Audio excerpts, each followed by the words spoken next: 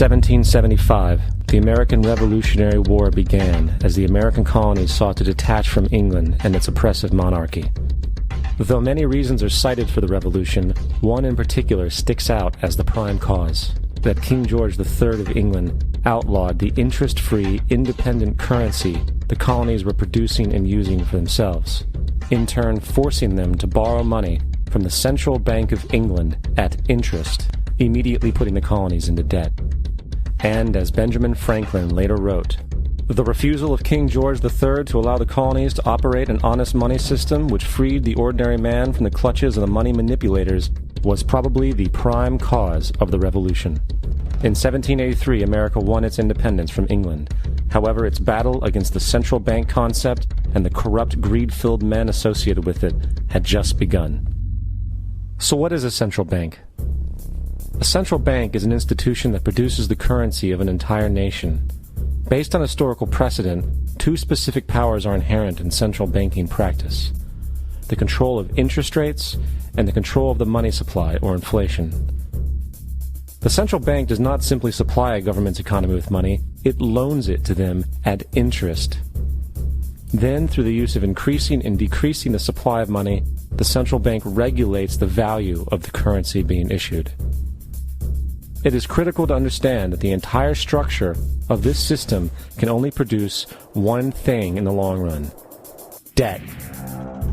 It doesn't take a lot of ingenuity to figure this scam out. For every single dollar produced by the central bank is loaned at interest. That means every single dollar produced is actually the dollar plus a certain percent of debt based on that dollar. And since the central bank has the monopoly over the production of the currency for the entire country, and they loan each dollar out with immediate debt attached to it, where does the money to pay for the debt come from? It can only come from the central bank again, which means the central bank has to perpetually increase its money supply to temporarily cover the outstanding debt created, which in turn, since that new money is loaned out at interest as well, creates even more debt. The end result of this system without fail is slavery, for it is impossible for the government and thus the public to ever come out of the self-generating debt. The founding fathers of this country were well aware of this.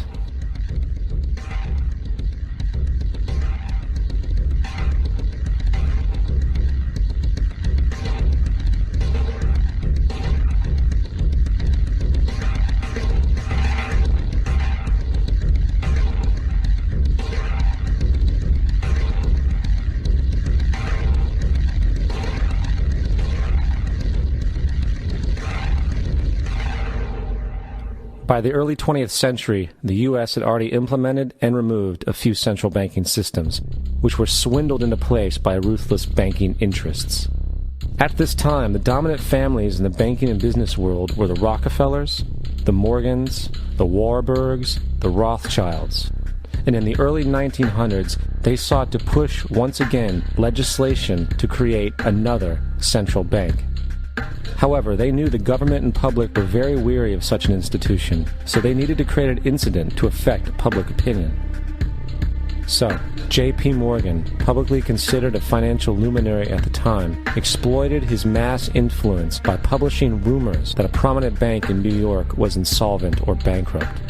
Morgan knew this would cause mass hysteria, which would affect other banks as well. And it did. The public, in fear of losing their deposits, immediately began mass withdrawals.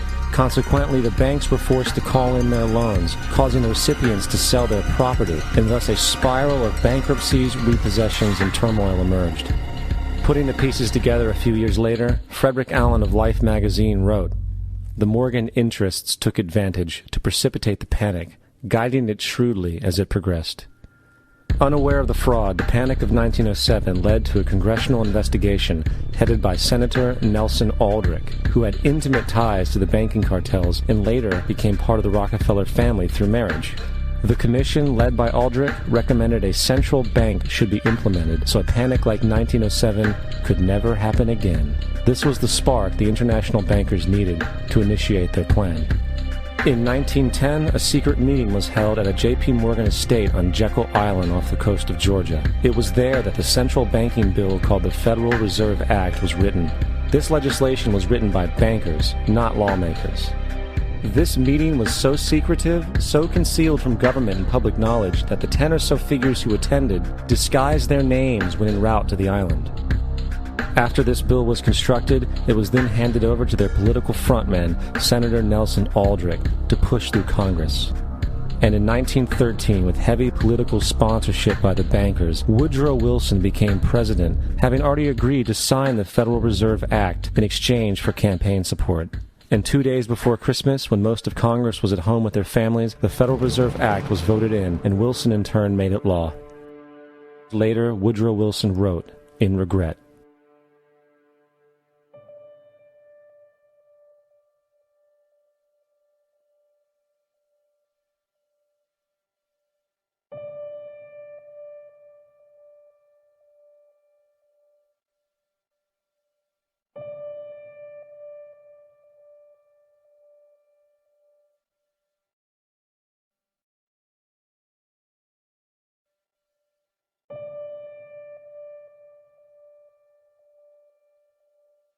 Congressman Lewis McFadden also expressed the truth after the passage of the bill. A world banking system was being set up here, a superstate controlled by international bankers, acting together to enslave the world for their own pleasure. The Fed has usurped the government. Now, the public was told that the Federal Reserve System was an economic stabilizer, and inflation and economic crises were a thing of the past.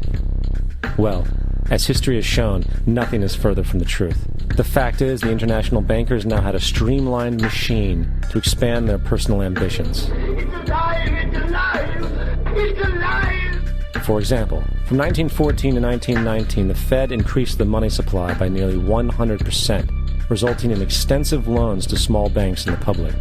Then, in 1920, the Fed called in mass percentages of the outstanding money supply, thus resulting in the supporting banks having to call in huge numbers of loans, and, just like 1907, bank runs, bankruptcy, and collapse occurred. Over 5,400 competitive banks outside of the Federal Reserve System collapsed, further consolidating the monopoly of a small group of international bankers. Privy to this crime, Congressman Lindbergh stepped up and said in 1921, "Under the Federal Reserve Act, panics are scientifically created. The present panic is the first scientifically created one, worked out as we figure a mathematical equation." However, the panic of 1920 was just a warm-up. From 1921 to 1929, the Fed again increased the money supply, resulting once again in extensive loans to the public and banks. There was also a fairly new type of loan called a margin loan in the stock market. Very simply, the margin loan allowed an investor to put down only 10% of a stock's price, with the other 90% being loaned through the broker. In other words, a person could own $1,000 worth of stock with only $100 down. This method was very popular in the roaring 1920s, as everyone seemed to be making money in the market. However, there was a catch to this loan. It could be called in at any time and had to be paid within 24 hours. This is termed a margin call, and the typical result of a margin call is the selling of the stock purchased with the loan. So, a few months before October in 1929, J.D. Rockefeller, Bernard Baruch, and other insiders quietly exited the market, and on October 24, 1929, the New York financiers who furnished the margin loans started calling them in masse. This sparked an instantaneous, massive sell-off in the market, for everyone had to cover the margin loans. It then triggered mass bank runs for the same reason, in turn collapsing over 16,000 banks, enabling the conspiring international bankers to not only buy up rival banks at a discount, but to also buy up whole corporations at pennies on the dollar. It was the greatest robbery in American history. But that didn't stop there. Rather than expanding the money supply in order to recover from this economic collapse, the Fed actually contracted it, fueling one of the largest depressions in history. Once again outraged, Congressman Lewis McFadden, a longtime opponent of the banking cartels, began bringing impeachment proceedings against the Federal Reserve Board, saying of the crash and depression, "It was a carefully contrived occurrence. International bankers sought to bring about a condition of despair so that they might emerge the rulers of us all." Not surprisingly, and after 2 previous assassination attempts, McFadden was poisoned at a banquet before he could push for the impeachment. Now, having reduced the society to squalor, the Federal Reserve bankers decided that the gold standard should be removed. In order to do this, they needed to acquire the remaining gold in the system. So, under the pretense of helping to end the Depression, came the 1933 gold seizure. Under the threat of imprisonment for 10 years, everyone in America was required to turn in all gold bullion to the Treasury, essentially robbing the public of what little wealth they had left. And at the end of 1933, the gold standard was abolished. If you look at a dollar bill from before 1933, it says it is redeemable in gold. You look at a dollar bill today, it says it is legal tender, which means it is backed by absolutely nothing. It is worthless paper. The only thing that gives our money value is how much of it is in circulation.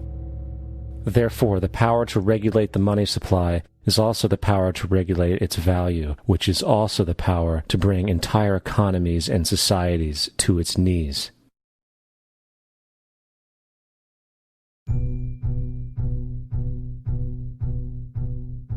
It's important to clearly understand the Federal Reserve is a private corporation. It is about as Federal Express. It makes its own policies and is under virtually no regulation by the U.S. government. It is a private bank that loans all the currency at interest to the government, completely consistent with the fraudulent central banking model that the country sought to escape from when it declared independence in the American Revolutionary War. Now, going back to 1913, the Federal Reserve Act was not the only unconstitutional bill pushed through Congress. They also pushed the federal income tax. It's worthwhile to point out that the American public's ignorance towards the federal income tax is a testament to how dumbed down and oblivious the American population really is. First of all, the federal income tax is completely unconstitutional, as it is a direct, unapportioned tax. All direct taxes have to be apportioned to be legal based on the Constitution. Secondly, the required number of states in order to ratify the amendment to allow the income tax was never met, and this has even been cited in modern court cases.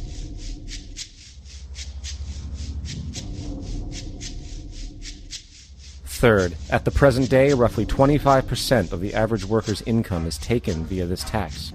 And guess where that money goes? It goes to pay the interest on the currency being produced by the fraudulent Federal Reserve Bank, a system that does not have to exist at all. The money you make working almost 3 months out of the year goes almost literally into the pockets of the international bankers who own the private Federal Reserve Bank. And fourth, even with the fraudulent government claim as to the legality of the income tax, there is literally no statute, no law in existence that requires you to pay this tax, period. I really expected that, of course, there's a law that you can point to in the law book, the code, that requires you to file a tax return. Of course there is. I was at that point where I couldn't find the statute that clearly made a person liable, at least not me and most people I know. And I had no choice in my mind except to resign. Based on the research that I did throughout the year 2000 and that I'm still doing, I have not found that law. I've asked Congress, we've asked a lot of people in the IRS commissioners, helpers.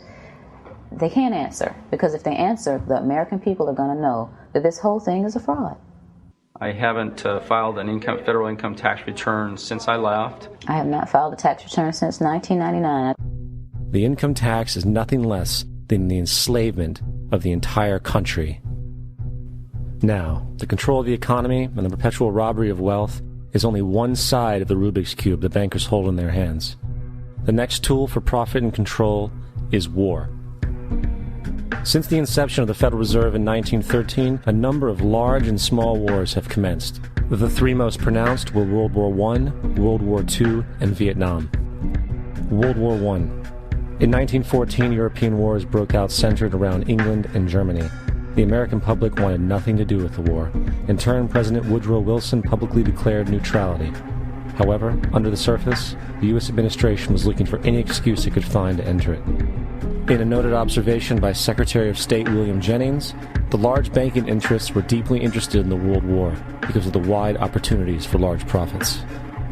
It's important to understand that the most lucrative thing that can happen for the international bankers is war, for it forces the country to borrow even more money from the Federal Reserve Bank at interest.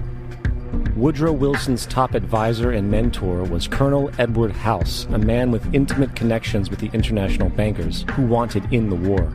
In a documented conversation between Colonel House, Wilson's advisor, and Sir Edward Grey, the Foreign Secretary of England, regarding how to get America into the war, Grey inquired, "What will Americans do if Germans sink an ocean liner with American passengers on board?" House responded, I believe that a flame of indignation would sweep the United States, and that by itself would be sufficient to carry us into war. So, on May 7, 1915, on essentially the suggestion of Sir Edward Grey, a ship called the Lusitania was deliberately sent into German-controlled waters, where German military vessels were known to be. And, as expected, German U-boats torpedoed the ship, exploding stored ammunition, killing 1,200 people. To further understand the deliberate nature of this setup, the German embassy actually put advertisements in the New York Times telling people that if they boarded the Lusitania, they did so at their own risk, as such a ship sailing from America to England through the war zone would be liable to destruction. In turn, and as anticipated, the sinking of the Lusitania caused a wave of anger among the American population, and America entered the war a short time after. The First World War caused 323,000 American deaths. J.D. Rockefeller made $200 million off of it. Not to mention the war cost about $30 billion for America, most of which was borrowed from the Federal Reserve Bank at interest, furthering the profits of the international bankers. World War II. On December 7, 1941, Japan attacked the American fleet at Pearl Harbor, triggering our entry into that war. President Franklin D. Roosevelt declared the attack was a day that will live in infamy. A day of infamy indeed, but not because of the alleged surprise attack on Pearl Harbor. After 60 years of surfacing information, it is clear that not only was the attack on Pearl Harbor known weeks in advance, it was outright wanted and provoked. Roosevelt, whose family had been New York bankers since the 18th century, whose uncle Frederick was on the original Federal Reserve Board, was very sympathetic to the interests of the international bankers, and the interest was to enter the war, as we've seen, nothing is more profitable for international bankers than war. In a journal entry by Roosevelt's Secretary of War Henry Stimson, dated November 25, 1941, he documented a conversation he had with Roosevelt. The question was, how should we maneuver them into firing the first shot? It was desirable to make sure the Japanese be the ones to do this, so that there should remain no doubt as to who were the aggressors. In the months leading up to the attack on Pearl Harbor, Roosevelt had done almost everything in his power to anger the Japanese, showing a posture of aggression. He halted all of Japan's imports of American petroleum. He froze all the Japanese assets in the United States. He made public loans to nationalist China and supplied military aid to the British, both enemies of Japan in the war, which, by the way, is completely in violation of international war rules. And on December 4th, 3 days before the attack, Australian intelligence told Roosevelt about a Japanese task force moving towards Pearl Harbor. Roosevelt ignored it. So, as hoped and allowed, on December 7th, 1941, Japan attacked Pearl Harbor, killing 2,400 soldiers. Before Pearl Harbor, 83% of the American public wanted nothing to do with the war. After Pearl Harbor, 1 million men volunteered for the war. It is important to note, Nazi Germany's war effort was largely supported by two organizations, one of which was called IG Farben. IG Farben produced 84% of Germany's explosives, and even the Zyklon B used in the concentration camps to kill millions. One of the unspoken partners of IG Farben was J.D. Rockefeller's Standard Oil Company in America. In fact, the German Air Force could not operate without a special additive patented by Rockefeller's Standard Oil. The drastic bombing of London by Nazi Germany, for example, was made possible by a $20 million sale of fuel to IG Farben by the Rockefeller Standard Oil Company. This is just one small point on the topic of how American business funded both sides of World War II. One other treasonous organization worth mentioning is the Union Banking Corporation of New York City. Not only did it finance numerous aspects of Hitler's rise to power, along with actual materials during the war, it was also a Nazi money laundering bank, which was eventually exposed for having millions of dollars of Nazi money in its vaults. The Union Banking Corporation of New York was eventually seized for violations of the Trading with the Enemy Act. Guess who the director and vice president of the Union Bank was? Prescott Bush, our current president's grandfather, and of course our former president's father. Keep that in mind when considering the moral and political dispositions of the Bush family. Vietnam. The United States' official declaration of war on North Vietnam in 1964 came after an alleged incident involving 2 U.S. destroyers being attacked by North Vietnamese PT boats in the Gulf of Tonkin. This was known as the Gulf of Tonkin Incident. This single situation was the catalytic pretext for massive troop deployment and full-fledged warfare. One problem, however, The attack on the U.S. destroyers by Vietnamese PT boats never happened. It was a completely staged event to have an excuse to enter the war. Former Secretary of Defense Robert McNamara stated years later that the Gulf of Tonkin incident was a mistake, while many other insiders and officers have come forward, relaying that it was a contrived farce, a complete lie. Once in the war, it was business as usual. In October 1966, President Lyndon Johnson lifted trading restrictions on the Soviet bloc, knowing full well that the Soviets were providing upwards of 80% of North Vietnam's war supplies. Consequently, Rockefeller interests financed factories in the Soviet Union, which the Soviets used to manufacture military equipment and send it to North Vietnam. However, the funding of both sides of this conflict was only one side of the coin. In 1985, Vietnam's rules of engagement were declassified. This detailed what American troops were and were not allowed to do in the war. It included absurdities like North Vietnamese anti-aircraft missile systems could not be bombed until they were known to be fully operational. No enemy could be pursued once they crossed the border of Laos or Cambodia. And most revealing of all, the most critical strategic targets were not allowed to be attacked unless initiated by high military officials. Apart from these imposed ludicrous limitations, North Vietnam was informed of these restrictions and therefore could base entire strategies around the limitations of the American forces. This is why the war went on so long. And the bottom line is this: the Vietnam War was never meant to be won, just sustained. This war for profit resulted in 58,000 American deaths and 3 million dead Vietnamese. So, where are we now? September 11th was the jumpstart for what is now an accelerated agenda by the ruthless elite. It was a staged war pretext no different than the sinking of the Lusitania, the provoking of Pearl Harbor, and the Gulf of Tonkin lie. In fact, if 9/11 wasn't a planned war pretext, it would be an exception to the rule. It has been used to launch 2 unprovoked illegal wars, one against Iraq and one against Afghanistan. However, 9/11 was a pretext for another war as well, the war against you. The Patriot Act, Homeland Security, the Military Tribunals Act, and other legislations are all completely and entirely designed to destroy your civil liberties and limit your ability to fight back against what is coming.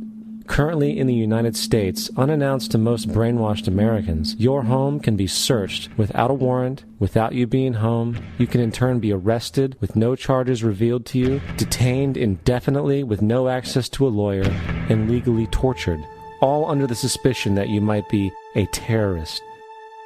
If you need a painted picture of what is happening in this country, let's recognize how history repeats itself. In February 1933, Hitler staged a false flag attack, burning down his own German parliament building, the Reichstag, and blamed it on communist terrorists. Within the next few weeks, he passed the Enabling Act, which completely eradicated the German Constitution, destroying people's liberties. He then led a series of preemptive wars, all justified to the German people as necessary to maintaining homeland security.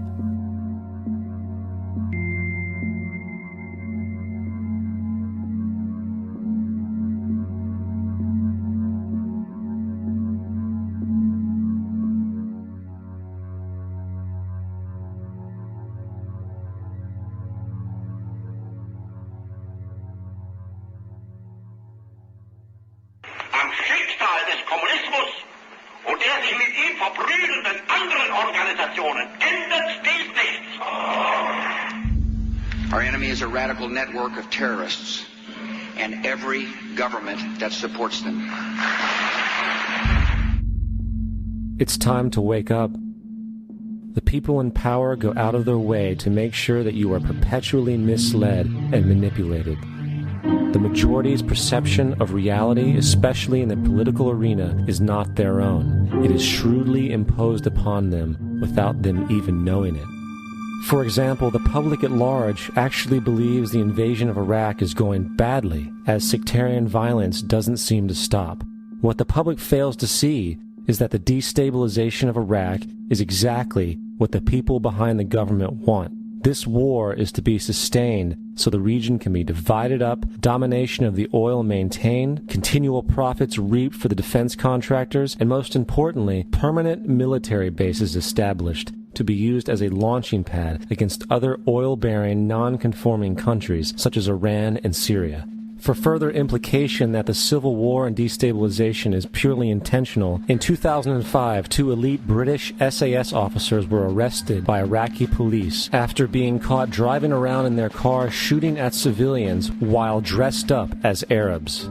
After being arrested and taken to a jail in Basra, the British Army immediately requested the release of these men. When the Basra government refused, British tanks came in and physically broke out the men from the Basra prison. If you wish to destroy an area, how do you do it?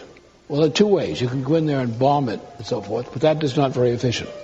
What you do is you try to get the people in that area to kill each other and to destroy their own territory, their own farms. And that's what's been done in that area.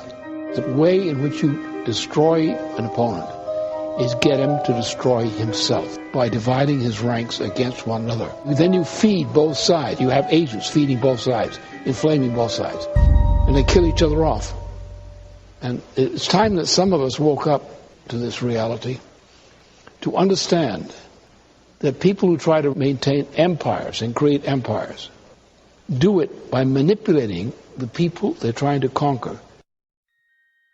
You might want to ask yourself why the entire culture is utterly saturated with mass media entertainment from all sides, while the educational system in America continues its stupefying downward slide since the U.S. government decided to take over and subsidize the public school system. What your government pays for, it gets.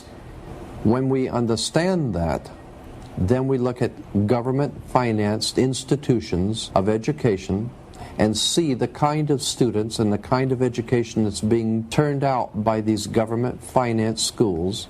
Logic will tell you that if what is being turned out in those schools was not in accord with what the state and the federal government wanted, then it would change it. The bottom line is that the government is getting what they have ordered. They do not want your children to be educated. They do not want you to think too much.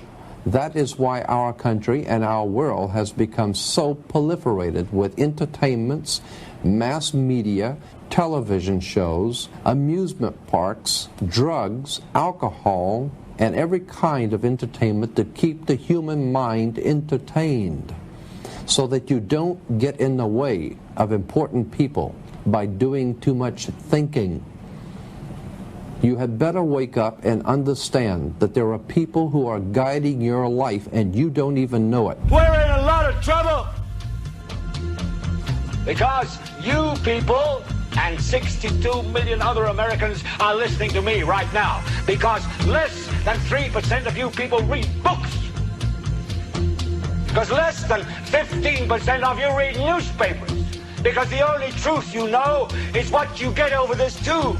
Right now, there is an entire generation that never knew anything that didn't come out of this tube. This tube is the gospel, the ultimate revelation.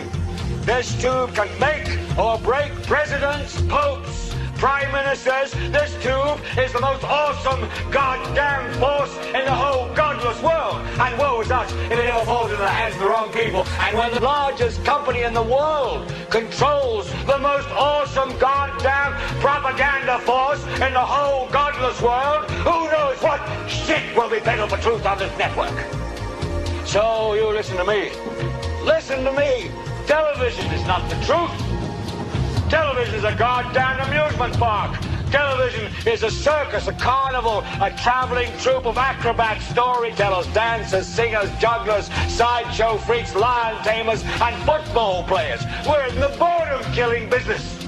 But you people sit there day after day, night after night, all ages, colors, creeds. We're all you know. You're beginning to believe the illusions we're spinning here. You're beginning to think that the tube is reality and that your own lives are unreal. You do whatever the tube tells you. You dress like the tube. You eat like the tube. You raise your children like the tube. You even think like the tube. This is mass madness, you maniacs. In God's name, you people are the real thing. We are the illusion. The last thing the men behind the curtain want is a conscious, informed public capable of critical thinking.